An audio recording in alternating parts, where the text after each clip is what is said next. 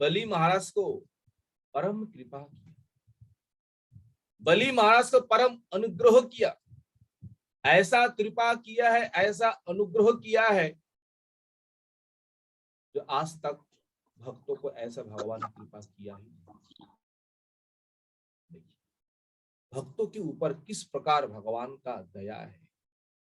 केवल भक्तों को परीक्षा करने के लिए, भक्तों के भीतर कैसा धैर्य है, उन धैर्यों को परीक्षा करने के लिए भगवान बीच बीच में भक्तों को दुख देता है, कष्ट देता है।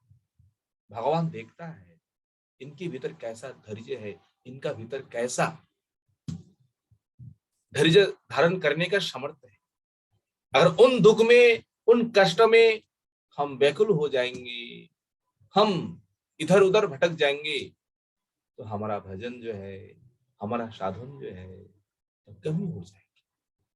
राखो बीमार भी जो इच्छा तो है, भक्तों के भीतर ये भाव होना चाहिए। देखिए भगवान वामन देव जिस समय प्रकट हुए हैं बलि महाराज के पास, सब कुछ तो छीन लिए है। छीन लेने के बाद वामन देव ने क्या किया है, बलि महाराज को नाग पाश के द्वारा बंधन भी किया। और ये घटना देख करके सभी देवता, ब्रह्मा तक आश्चर्य हुआ है। ये प्रभु का कैसा लीला है, प्रभु का कैसा अनुग्रह है। जिन भक्तों ने भगवान के चरणों में सब कुछ समर्पण किया, आत्मा तक समर्पण किया, निवेदन किया, फिर भी भगवान ने उन भक्तों के ऊपर ऐसे निर्दय होकर के बंधन, वो भी नागपाश के द्वारा। ब्रह्मा आकर के कुछ कहना चाहता था, प्रभु ऐसा करना आपका ठीक नहीं है। भगवान वामन देव ने उस समय ब्रह्मा जी को फटकारा लगाया, ब्रह्मा तुम यहां से हट जाओ, तुम नहीं जानते भक्त भगवान के भीतर क्या भाव है, भक्त भगवान के दोनों के बीच में क्या संबंध है, ये केवल भक्त ही जानते हैं। परम भक्त जो है भगवान ही जानते हैं और कोई नहीं जानते। ब्रह्मा भी भगवान का भक्त है होने पर भी ये भगवान का परम कृपा है, भगवान का परम अनुग्रह है। देखिए भगवान ने उनको वरदान दिया है, तुम्हें क्या चाहिए बलि, तुम्हें क्या चाहिए। बलि महाराज ने क्या मांगा, ना तो धन संपत्ति, ना और कुछ मांगा। बलि महाराज ने यही मांगा, प्रभु आपका ये दिव्य रूप, आपका ये अलौकिक रूप हमेशा ही हमें दर्शन होते रहे, ऐसा आप कृपा की।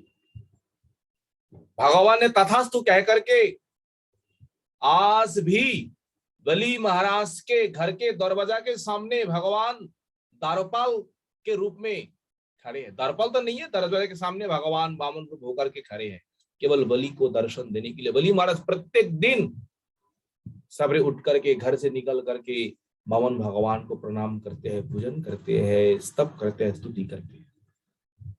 देखिए भगवान जिनको छल किया है जिनके साथ, उनके पास कैसे बंधे हैं, आज भी उनको दर्शन देने के लिए सुतल लोक में है भगवान वामन देव। इसलिए बलि महाराज परम भाग्यशाली है जो इस प्रकार वामन देव के कृपा प्राप्त की। आगे भगवान अवतार लेते हैं, हंस अवतार भागवत में है। ये हंस अवतार उस समय लेता है, एक समय चतुर्शन अपने पिता ब्रह्मा जी के पास गए, आत्म तत्व पूछा पिताजी को ब्रह्मा जी के पास। तो ब्रह्मा जी उस समय इन कुमारों का, अपने पुत्रों का प्रश्न को उत्तर ठीक ठीक से नहीं दे पाए। अगर कोई प्रश्न करे, अगर उत्तर नहीं दे पाए तो उस समय क्या करना चाहिए, जो सर्वज्ञ है, अंतर्जामी है, उनको स्मरण करना चाहिए। तो ब्रह्मा जी ने उस समय भगवान को स्मरण किया। मैंने ये उत्तर मेरे पास है नहीं है। प्रभु आप कृपा करो, आप मुझे शक्ति दो, आप मुझे ज्ञान दो। ब्रह्मा जी ने जब जैसे ही भगवान पर स्मरण किया और ब्रह्मा जी के सामने ही भगवान हंस रूप धारण करके आए।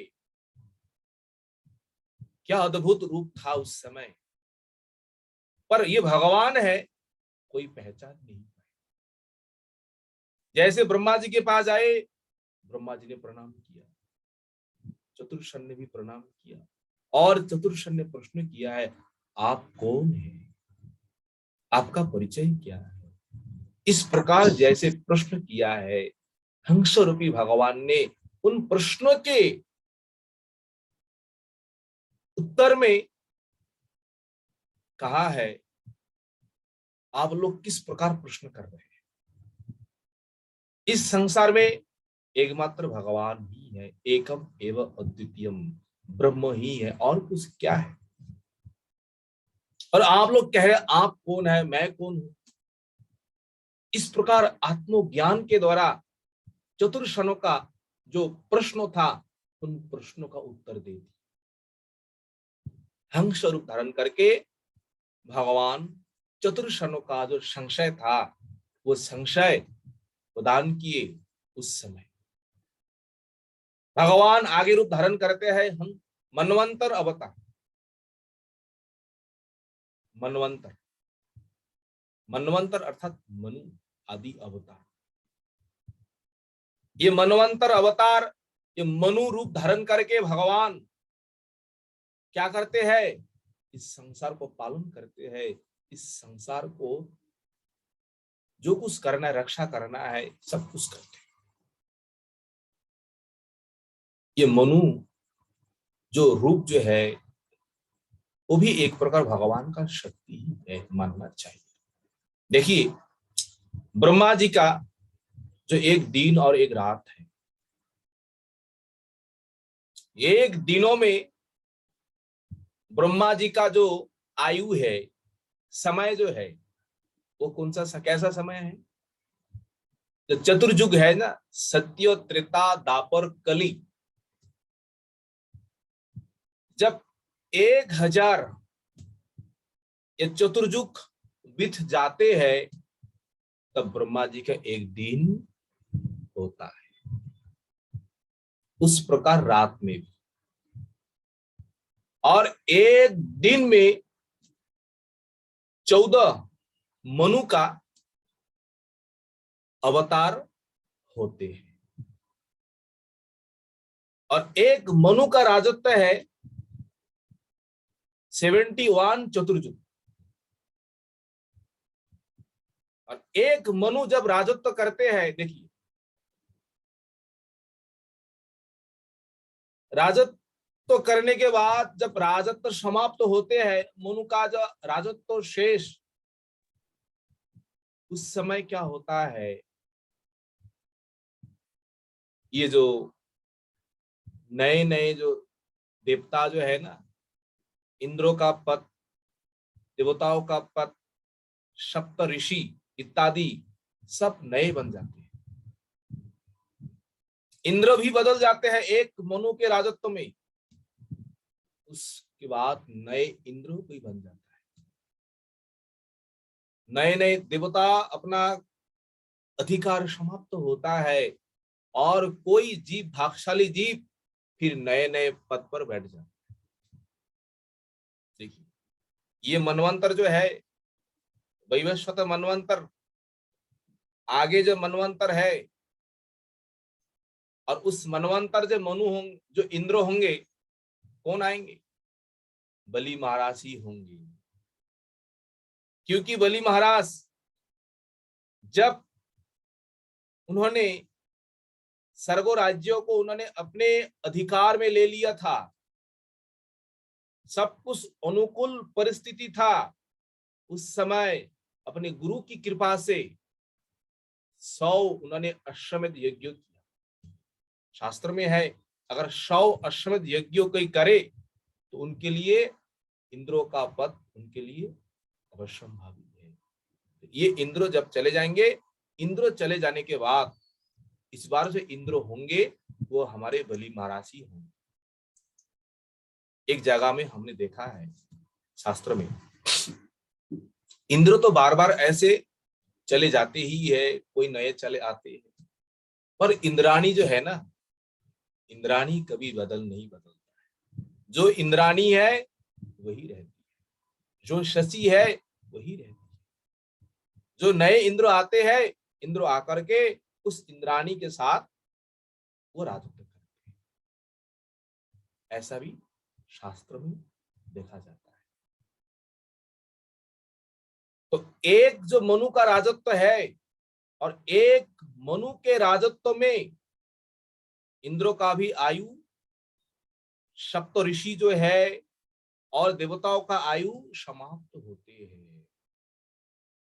फिर एक मनु जब अवतार लेते हैं, फिर नए नए देवताएं, नए इंद्र सब फिर भगवत शक्ति के द्वारा सब बन जाते हैं, फिर संसार को पालन करते हैं, संसार को प्रसन्न करते हैं। ये है मनु अवतार, मनवंतर अवतार। और भगवान आगे रूप धारण करते हैं धन्वंतरी अवतार। धन्वंतरी रूप धारण करके भगवान दो काम किए हैं इस संसार के कल्याण के। तो दो काम क्या है? एक तो समुद्र मंथन के समय हाथ में अमृत का कलश लेकर जब प्रकट हुए तब धन्वंतरी भगवान ही था। और इन धन्वंतरी भगवान के हाथ से ही असुर लोग ने क्या किया था? वो अमृत का कलश छीन लिया था। जब अमृत विभाजन हो गए, सबने अमृत पान किया है देवताओं ने, फिर देवोपति इंद्र ने धन्वंतरी भगवान को बुलवाया। धन्वंतरी भगवान को बुलवा करके इंद्र ने कहा है अब हमारे राज्य में रहिए। किस काम के लिए? आप इस काम के लिए रहना, आपको ये आधि वेदी जो है, रोग जो है, इनको दूर करने के लिए, इन सभी बीमारियों को दूर करने के लिए आप चिकित्सक बनिए, वैद्य बनिए। भगवान ने तथास्तु कह करके जो हमारे जो आयुर्वेद शास्त्र जो है, ये रोग नाशक जो कुछ भी पद्धति है भगवान ने ही प्रकाश किए है, भगवान ने ही प्रकट किए हैं। एक समय क्या हुआ है, मर्तलोक में हर जगह में बीमार फैल गए, हर जगह में बीमार, कहीं पर कोई शांति है नहीं है। तब इंद्रों ने क्या किया है, धन्वंतरी भगवान को आदेश दिया है, प्रभु इस समय आपको मर्तलोक में जाकर के इन रोगों को, इन बीमारों को ठीक करना है। तो भगवान इस संसार में मनुष्य रूप धारण करके आए और आकर के कैसे कैसे आयुर्वेद औषध को बनाना है, किस प्रकार प्रयोग करना है, किस प्रकार देना है, भगवान ने सब उस संसार में दान देके चले। कि भगवान धन्वंतरी का ऐसा ही भगवान का अलौकिक कर्म है। इसीलिए देखिए, जब भी हम उस दवाई हम सेवन करेंगे उससे पहले 3 बार कम से कम धन्वंतरी भगवान का नाम लेकर वो दवाई सेवन करना चाहिए। कहीं कहीं ये भी शास्त्र में मिलता है, अगर कोई इस विश्वास के साथ, भक्ति के साथ उस समय धन्वंतरी भगवान का नाम लेकर कोई दवाई खाए तो उनका रोग अनिवार्य ही दूर हो जाएंगे, जो बीमार है वो दूर हो जाएंगे। क्योंकि भगवान इसी रूप में, औषध के रूप में भगवान धन्वंतरी ही आए हैं। तो उन औषध को जब हम पान करेंगे तो उनका स्वरूप जो भगवान, भगवान को स्मरण करना चाहिए। ये शास्त्र में कई कई ऐसा प्रमाण, ऐसा कथा मिलती है। देखिए उसके बाद भगवान परशुराम रूप धारण किया है, और परशुराम रूप धारण करके परशुराम ने जगत में क्या शिक्षा दी? अगर शिक्षा दिए है, प्रधान शिक्षा ये है, पितृ मातृ भक्ति किस प्रकार करनी चाहिए, आदेश किस प्रकार बिना विचार के, बिना सोच के पालन करना चाहिए। जो गुरुजन है, महान व्यक्ति जो है, उन सबकी जो आदेश जो है, उन सबकी निर्देश जो है, उनमें कोई विचार नहीं करना चाहिए, कोई उसमें संकोच नहीं करना चाहिए। इस कार्यों का परिणाम क्या हो, क्योंकि वो समर्थवान है, सबका नहीं है, जो समर्थवान है, जिनमें समर्थ है, उनका वाक्य को कभी भी विचार नहीं करना चाहिए, अविचारणीय और साथ साथ ही पालन करना चाहिए। देखिए परशुराम ने क्या किया, जमदग्नि क्या किया है, अपनी पत्नी जो है, पत्नी को उन्होंने जल लाने के लिए नदी में उन्होंने भेजा, जाओ पानी लेके आओ। और माता ने क्या किया, उस समय नदी के तट पर जाकर के जल तो लाने गए। उस समय कोई गंधर्व, कोई गंधर्विका आकाश मार्ग में विहार कर रहे थे। उस विहार देखते देखते समय अतीत हो गया और जल लाना भी विलंब हुआ। इधर कुछ पूजन था, कुछ भी नित्य कर्म था, और ऋषि ने उस कर्म जो है, नित्य नियम कर्म ठीक ठीक समय में कर नहीं पाए। और अंतर्जामी रूप से ऋषि ने वो भी देखा है, विलंब होने का कारण क्या है। देखो जल लाने का विलंब उससे क्रोधित नहीं हुए है, विलंब क्रोधित इसलिए हुए है, किसी भी स्त्री या पुरुष को कभी भी और दूसरे का जो क्रिया जो है, रमन जो है, विहार जो है, वो कभी भी देखना नहीं चाहिए। केवल मनुष्यों का नहीं है, किसी पशुओं का भी, जीव जंतुओं का भी उनका जो रमन जो है, मिलन जो है, देखना नहीं चाहिए। अगर देखेंगे तो दोष आ जाएंगे, स्त्री हो या पुरुष, कभी भी किसी का भी रमन, उनका मिलन दर्शन नहीं करना चाहिए। बस वही दोष था माता की। और ऋषि ने आदेश दिया है अपने पुत्रों को, सबसे बड़ा पुत्र जो है उनको आदेश दिया, तुम अपनी मां को गले काट दो। उन्होंने दोष किया है, पिता आदेश देने पर भी माता की जो हत्या बड़ा पुत्र नहीं कर पाए। ऐसे करते करते 7 पुत्र तक कोई पुत्र ने राजी हुआ। और अंत में जब परशुराम की ये पारी आए, तो परशुराम से जैसे ही पिता ने आदेश दिया है, तुम्हारी माता को, तुम्हारे भाई को एक साथ तुम हत्या करो, वध करो, परशुराम ने बिना विचार किए माता अपने भाइयों को एक साथ गले उतार दी। देखिए, और इस कार्यों पर अपने पिता अत्यंत प्रसन्न हुए, और प्रसन्न होने के बाद परशुराम से कहा, पुत्र तुम वर मांग लो, तुम्हें क्या वर लेना है। परशुराम ने हाथ जोड़ करके यही वर मांगा, पिताश्री अगर आप हमारे ऊपर प्रसन्न है, आप ये वर दीजिए। कौन सा वर? माता जीवित हो जाए, हमारे भाई जीवित हो जाए, और जीवित होने के बाद भी मालूम ना पड़े कि हमने इनको मार दिया। और कौन सा वर? और ये वर दीजिए हम कहीं पर भी युद्ध क्षेत्र में जाए, रणभूमि में जाए, हमारे सामने कोई ना आ पाए। इस प्रकार जब वर मांगा, जमदग्नि ऋषि ने तथास्तु कह करके वरदान दिए, और माता रेणुका और भाई एक साथ जीवित हो उठे। तो उन सबको यही मालूम हुआ है हम केवल नींद से जागे हुए।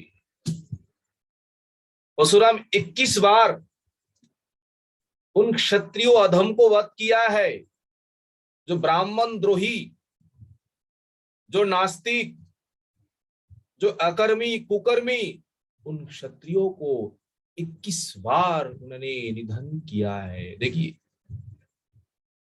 जब बार बार क्षत्रियो को निधन कर रहा है, तो क्षत्रियो ही तो राज्यों का राजा बनता है। तो राजा कौन बनेंगे? क्षत्रियो ही नहीं है। तो परशुराम ने क्या किया है? ब्राह्मणों को बुला करके राजपद दे दिया। देखिए, परशुराम जी ने कहा है, आज से ये राजगद्दी जो है आप लोगों को देखना है। ब्राह्मणों का ये स्वभाव है नहीं है। ब्राह्मणों का स्वभाव है जजन करना है, जजन करना है, मंत्र पाठ करना है, भगवान का पूजन करना है, ध्यान धारणा करना है। ब्राह्मणों का वही स्वभाव है। तो राज्य को देखना है, प्रजा को शासन करना है, किसी को मारना है, किसी को काटना है, प्रजा हित के लिए कर अदाय करना है, इधर जाना है, उधर जाना है, तो उसमें ब्राह्मणों का मन नहीं लगता है।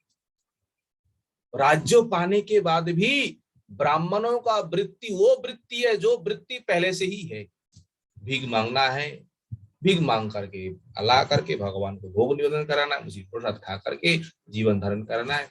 परशुराम ने देखा, भाई हमने राजगद्दी दे दिया है, राजा बना दिया है, फिर भी ब्राह्मणों के भीतर वही स्वभाव है, भीख मांगना है, भीख मांग के लाना है। तो परशुराम जी ने क्रोधित हुए हैं उन ब्राह्मणों के ऊपर, और क्रोधित होकर के परशुराम जी ने क्या किया है? सब ब्राह्मणों को अभिशाप दे। क्या अभिशाप? आज से तुम लोग भीख मांगने वाला ही होंगे, कभी भी राजा नहीं बन पाएंगे। कितना भी कुछ करो, तुम लोगों को भीख मांगना ही। ये भगवान का लीला है, ये भगवान का अलौकिक उनका कर्म है। तो परशुराम ने ब्राह्मणों के ऊपर ऐसा करके अभिशाप दे दिया है, तुम लोगों को भीख मांगना ही। देखो, भागवत में, पुराणों में, कहीं पर भी अगर ब्राह्मणों का परिचय हम जाने, ब्राह्मणों का अगर नाम सुने, तो पहले ही नाम आता है कौन ब्राह्मण? अमुक भिक्षुक ब्राह्मण, अमुक भिक्षुक ब्राह्मण। कभी भी नहीं है ये राज ब्राह्मण है, ये धनी ब्राह्मण है। कलियुग में अलग है, कलियुग में सब धर्म परिवर्तन हो जाएंगे, सब उल्टा हो जाएंगे। कलियुग की बात अलग है। भगवान परशुराम इस प्रकार रूप धारण करके उन्होंने संसार में इस प्रकार शिक्षा दी, किस प्रकार माता पिताओं का, गुरुजनों का वचन पालन करना चाहिए, दुष्टों के साथ किस प्रकार व्यवहार करना चाहिए, सत्य के साथ किस प्रकार व्यवहार करना चाहिए। ये परशुराम अवतार का मुख्य उद्देश्य है। आगे भगवान रूप धारण करते हैं भगवान राम। देखिए, मर्यादा पुरुषोत्तम भगवान रामचंद्र जगत में क्या शिक्षा दी, किस प्रकार अपने परिवार के साथ रहना है, भाइयों के साथ रहना है। विशेष करके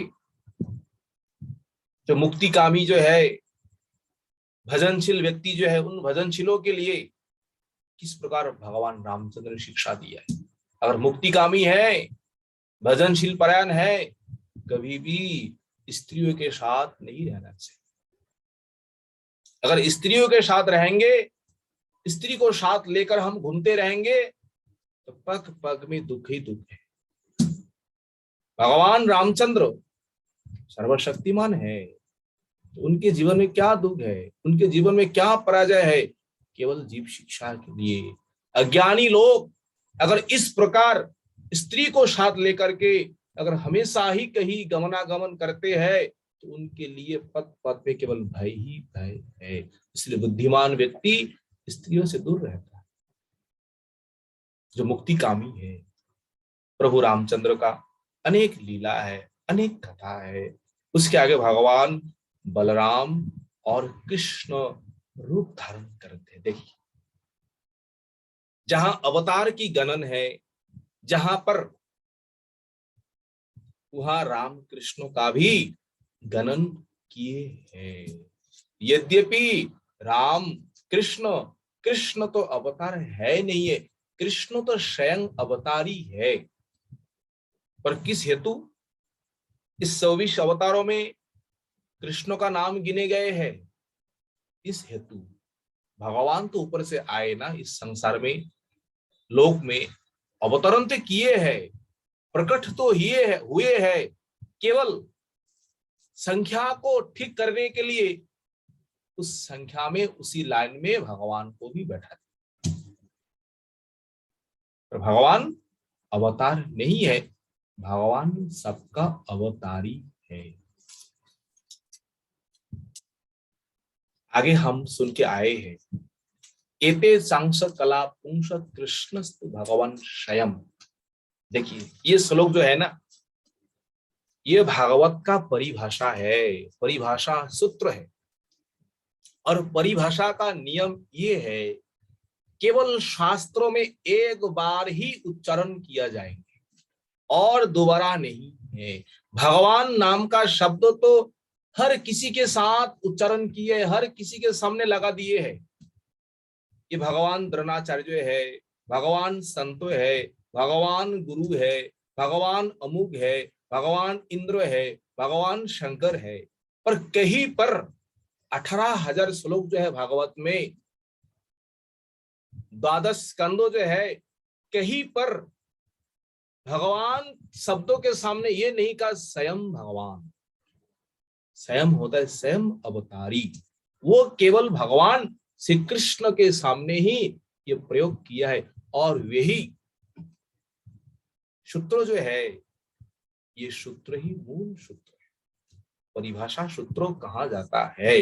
और ये परिभाषा सूत्र ही सभी शब्दों को, सभी वचनों को शासन करेंगे, इनके अनुगत्य में रहेंगे। रास्ता केवल स्वयं भगवान श्री कृष्ण ही करेंगे। केवल संख्या गणना के लिए भागवत में, पुराणों में एक साथ गणना किए है राम कृष्णों का, पर कृष्ण जो है अवतारी है। जैसे कोई राजा आए आपके गांव में, आपके घर में, तो राजा के साथ कितने लोग हैं? अब जब गिनेंगे एक साथ गिनेंगे, राजा को साथ लेकर। और राजा जैसा है, वो लोग जैसा है, ऐसा नहीं है, वो अलग है। राजा का व्यक्तित्व तो, उनका परिचय अलग है, उनका जो सेवक है, उनका जो परिकर है, उन सबका व्यक्तित्व अलग है।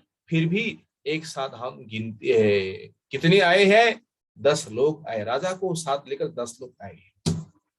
उस प्रकार भगवान को यहाँ पर गणना किए है, पर भगवान अवतार नहीं है, भगवान स्वयं अवतारी है। और भगवान ही सबका मूल है, और वही से सब कुछ आए हुए है, ये अवतारी है। ये अवतार जो है कहीं न कहीं से प्रकट हुए हैं, पर कृष्ण जो है कहीं से प्रकट ऐसा कोई नहीं है, कहीं पर ऐसा कोई प्रमाण नहीं है। कृष्ण ने यही से प्रकट हुए, स्वयं भगवान श्री कृष्ण जो है। इस प्रकार आगे कहते हैं, भगवान व्यास रूप धारण करते हैं। तो व्यास, व्यास शब्द का अर्थ होता है विस्तार। जिन्होंने व्यास रूप धारण करके वेदों को विभाजन किया है, वेदों को भाग किया है, हर गांव गांव में, हर गली गली में शब्दों को पहुंचाया है, वही वेश उपाधि पाने का योग्य है। व्यास कोई नाम नहीं है, व्यास शब्द एक उपाधि है। तो पूर्ण नाम है कृष्ण द्वैपायन वेद व्यास। व्यास तो उपाधि है। जैसे कोई डॉक्टर करते हैं तो डॉक्टर मिलते हैं, कोई पंडित करते हैं तो पंडित उपाधि उनको मिल जाते हैं। पंडित उनका नाम नहीं है, पंडित तो उनका उपाधि है। तो व्यास ये भगवान का नाम नहीं है, तो इनका नाम तो उस कर्म के अनुसार नाम हुआ है, उपाधि मिले हुए। उसी प्रकार हमारे गुरु वर्ग जो है, वेद जो है, भागवत जो है, पुराणों को विस्तार करके हर जन जन में पहुंचते हैं, पहुंचा देते हैं, सर्वत्र प्रचार करते हैं। इसीलिए गुरु वर्गों का, वैष्णव का जो आविर्भाव तिथि जो है, उन तिथि को भी हम व्यास पूजा मानते, इसलिए मानते हैं गुरु वर्गों ने व्यासदेव का ही काम किया है। व्यासदेव जैसे वेदों का विभाजन किया है, शास्त्रों को विस्तार किया है, उस प्रकार गुरु वर्ग ने भी किए। इसलिए कृष्ण द्वैपायन वेदव्यास, कृष्ण वेदव्यास का शरीर का रंग कृष्ण जैसे श्याम वर्ण, द्वैपायन दीप के भीतर जन्म हुए इसलिए द्वैपायन, व्यास वेद को विस्तार किए इसलिए वेदव्यास, कृष्ण द्वैपायन वेदव्यास प्रभु का नाम हुए। अनेक कथा है। आगे है भगवान बुद्ध रूप धारण करते। देखिए, निंदसी यज्ञ विधेरः श्रुतिजातम्, यज्ञों को निंदा किया, वेदों को निंदा की, बुद्ध रूप धारण करके। क्या तात्पर्य था? तात्पर्य ये था, एक समय सभी असुरों ने इंद्र के पास गए और जाकर के इंद्र से पूछा, प्रभु ऐसा कोई उपाय बताइए जिस उपाय को अवलंबन करके हम स्थिर रह पाए, अपने राज्यों को हम रक्षा कर पाए, अपने जो स्वभाव में हम रक्षा स्थिर रह पाए। इंद्र ने कहा है कोई बात नहीं है, तुम लोग हवन करो, तुम लोग यज्ञ करो, तुम लोग खूब करके हवन करो, यज्ञ करो, जाग करो। तो असुरों ने क्या किया है, आकर के खूब करके यज्ञ करना है, हवन करना है, ये करना है, वो करना है, करने पर भी है तो तमोगुनी, तमोगुनी होने के कारण उनका जो नियम है ठीक ठीक से नियम पालन नहीं कर पा रहा है। और क्या हो रहा है, नियम जब पालन नहीं कर पा रहा है, उल्टा सीधा कर्म कर रहे हैं, और वो देख करके उल्टा कर्म और कोई सीख रहे हैं, और वो ऐसे कर्म सीख रहे हैं तो उनको देख करके और कोई सीखते हैं, तो ये वेद धर्म जो है विरुद्ध हो रहा है, संपूर्ण उल्टा हो रहा है। ये देख करके भगवान ने बुद्ध रूप धारण किया है, और बुद्ध रूप धारण करके उन असुरों को, उन नास्तिकों को, उन भक्तिहीन व्यक्तियों को भगवान ने मोहित किया। अरे हवन करने का कोई जरूरत नहीं है, यज्ञ करने का कोई जरूरत नहीं है, तुम लोग केवल एक मन से केवल शरण करो, केवल मनन करो, बस। भगवान का यही तात्पर्य है। उन असुर लोगों को मोहित करने के लिए, नास्तिकों को मोहित करने के लिए भगवान ने बुद्ध रूप धारण किया है, और धारण करके उनके सामने वेद विरुद्ध हो जो है, वेद का जो उल्टा जो है उन्होंने प्रवचन करके उन सबको समझाया, उन असुर लोगों। इस प्रकार भगवान आगे कल की रूप धारण करते हैं। ये आगे आने वाले हैं कल की युग, कल की अवतार। कलियुग है इस समय, जिस समय इस संसार में ना तो कोई ब्राह्मण रहेंगे, ना तो कोई धर्म रहेंगे, ना तो कोई पूजा पाठ, ना तो गौ माता, ना तो गिरिराज महाराज, ना तो गंगा, ना तो यमुना, ना तो तुलसी, कहीं पर भगवान का भजन, कहीं पर भगवान का नाम सुनाई नहीं देंगे। हर स्थान में केवल मिलस्व ही मिलस्व भर जाएंगे, कोई आचार नहीं है, कोई नियम नहीं है, केवल हिंसा ही हिंसा है।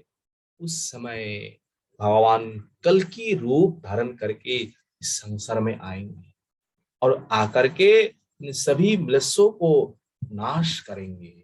उस समय परशुराम जी कल की भगवान को वेद पढ़ाएंगे, भगवान शंकर उनको अस्त्रों शस्त्रों शिक्षा देंगे, और उनके सामने अनायास युद्ध करने का जो है सब कुछ आग खड़ा हो जाएंगे, रथ आएंगे, घोड़े आएंगे, जो कुछ चाहिए। कल की रूप धारण करके भगवान सबको विनाश करेंगे, और विनाश करके धर्म को स्थापन करेंगे, वो राजत्व करेंगे, राजत्व करने के बाद फिर सत्य युग को प्रवर्तन करेंगे, सत्य युग को वापस लाएंगे। इस प्रकार भगवान का अनंतो अवतार है, भगवान का अनंतो लीला है। आगे कहते हैं महाराज जी, ये भगवान का लीला जो है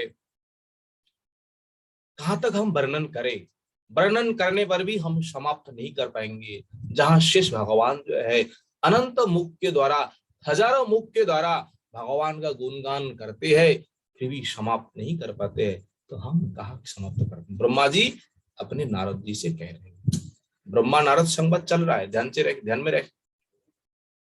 ब्रह्मा जी कहते हैं, देवर्षि नारद, तुम उन प्रभु का शरण में जाओ जो सर्वसमर्थ है, जो आपका तुम्हारा सब संशय को दूर कर देंगे। और ये भगवान का सब विभूति है, संसार में जो कुछ हम देख रहे हैं और कोई है नहीं है, और उन भगवान का ही सब कुछ लीला है। तुम उन भगवान के बारे में श्रवण करो, उन प्रभु के बारे में स्मरण करो, कीर्तन करो, और उन प्रभु को ही संसार में विस्तार करो। यही तुम्हारे लिए परम कर्तव्य है। पहले सुनना है, स्मरण करना है, कीर्तन करना है, फिर आगे प्रभु का नाम संसार में वितरण करना है। यही मनुष्य जीवन का परम प्रयोजन है। इसी के द्वारा हम भक्ति को प्राप्त करेंगे।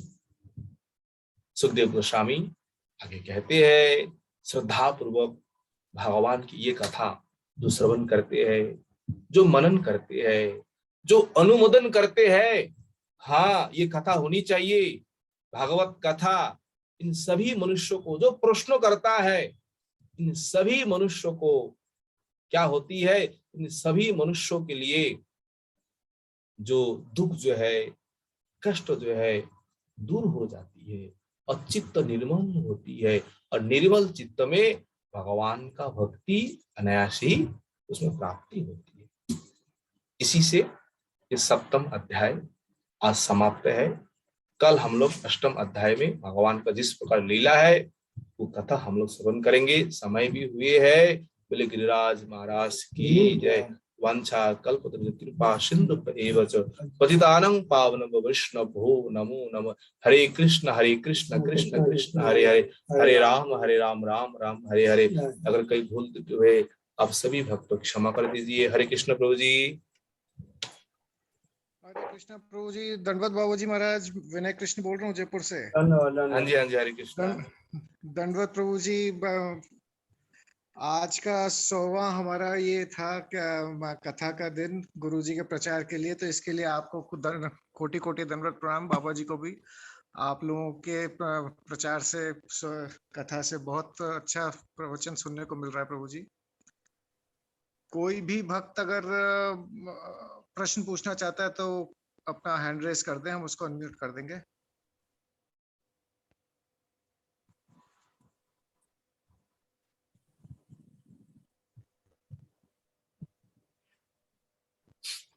किसी का कोई प्रश्न आज मुझे लगता नहीं है। प्रभु जी बाज माज अभी जय देंगे है ना बड़े जी जय के साथ जय दीजिए महाराज जी, थोड़ा जय दीजिए प्रभु जी। एक प्रार्थना है जी, क्योंकि आज 100वां सत्र है, तो कुछ विशेष थोड़ा सा भक्तों की प्रार्थना ये आई है कि आज पूज्यपाद बाबा जी महाराज के मुख से 2 मिनट अगर महामंत्र संकीर्तन महाराज जी अगर कृपा करके हमें। महाराज जी अब महामंत्र। अरे राधे राधे गोविंद गोविंद राधे राधे राधे गोविंद गोविंद राधे। हरे कृष्णा कृष्णा कृष्णा हरे हरे, हरे राम राम राम हरे हरे। हरे कृष्णा कृष्णा कृष्णा हरे हरे, हरे राम राम राम हरे हरे। निताय गौर हरि बोल हरि बोल हरि बोल हरि बोल। गौर हरि बोल हरि बोल हरि बोल हरि बोल। प्रभुराज महाराज की जय। जय श्री श्री गुरु गौरांग गांधारी कविनाथ बिहारी राधा कृष्ण गोपाल राधा गिरिजरी राधा श्याम सुंदर गोविंद गोपीनाथ मदन मोहन गोपाल गिरिराज गुरु महाराज जी की जय। जगत गुरु परिचय से भक्ति राम तो बाबू गोस्वामी गुरु महाराज की जय नित्कल्ला वस्तांग केशव गोस्वामी महाराज की जय। जय नित्कल्ला वस्तांग मथुर राज बाबाजी महाराज की जय। जय नित्कल्ला वस्तांग सरस्वती प्रभुपाद की जय। जय नित्कल्ला वस्तांग गोरखनाथ महाराज की जय। जय सच्चिदानंद भक्तिनाथ ठाकुर की जय। जय परमहंस श्रवण शिला जगन्नाथ बाबा जी महाराज की जय। जय समाचार्य हरिदास ठाकुर की जय। जय साई गोस्वामी की जय। जय जय जगन्नाथ बलराम सुभद्रा जी की जय। जय नृसिंह भगवान की जय। जय भक्तवल्लभ महाराज की जय। जय नवद्वीप धाम मायापुर धाम जगन्नाथ विश्व शशि माता गौर हरि की जय। जय वृंदावन धाम मथुरा धाम श्याम कुंड राधा कुंड गिरिराज गोवर्धन की जय। जय कालिंदी जमुना महावन दादर वन की जय। गोविंद गोपीनाथ मदन महानंद पुरी वैष्णविंद की जय। जय हरिनाम संकीर्तन कोलकाता भक्तों की जय। जय गंगा जमुना देवी तुलसी महारानी की जय। जय पूर्णमासी जुग में देवी की जय। जय जय नंद ग्राम वर्तना राधेर गोकुल महावन ब्रह्मांड घाट दाऊजी भक्तों की जय चिंता हरण महादेव की जय। जय कोटेश्वर भूतेश्वर कमेश्वर आशेश्वर नंदेश्वर चक्रेश्वर कुंडेश्वर बालेश्वर काशी विश्वनाथ की जय। जय जय भक्ति वेदांत तीन विक्रम महाराज की जय। जय भक्ति वेदांत नारायण गोस्वामी महाराज की जय। जय अन्न सन्यासी ब्रह्मचारी भिन्न की जय। जय आचार्य गहन की जय। जय जय हरिनाम संकीर्तन की जय। जय जय हरिदास प्रभु की जय जय। गोवर्धन बाबा जी अन्न महाराज भक्त विष्णु की की जय। जय बोल तवन हरि हरि बोल हरे कृष्ण धन्यवाद प्रणाम बाबा जी महाराज। धन्यवाद धन्यवाद पूजा धन्यवाद धन्यवाद धन्यवाद धन्यवाद बाबा जी महाराज धन्यवाद बाबा जी महाराज दंडवत प्रणाम। धन्यवाद धन्यवाद धन्यवाद पूजी धन्यवाद हरे प्रभु दंडवत प्रणाम। हरे धन्यवाद कृष्ण धन्यवाद धन्यवाद हरे कृष्ण हरे कृष्ण। हरे कृष्ण हरे धन्यवाद सभी भक्तों से प्रार्थना है कल भी इसी प्रकार 8:30 बजे 8:30 बजे कथा में ज्वाइन करेंगे। हरे कृष्ण धन्यवाद और प्रेमानंद धन्यवाद धन्यवाद हरे कृष्ण बाबा जी के चरणों में कोटि कोटि प्रणाम दंडवत हरे कृष्ण दंडवत प्रणाम बाबा जी के धन्यवाद चरणों में धन्यवाद कोटि कोटि प्रणाम।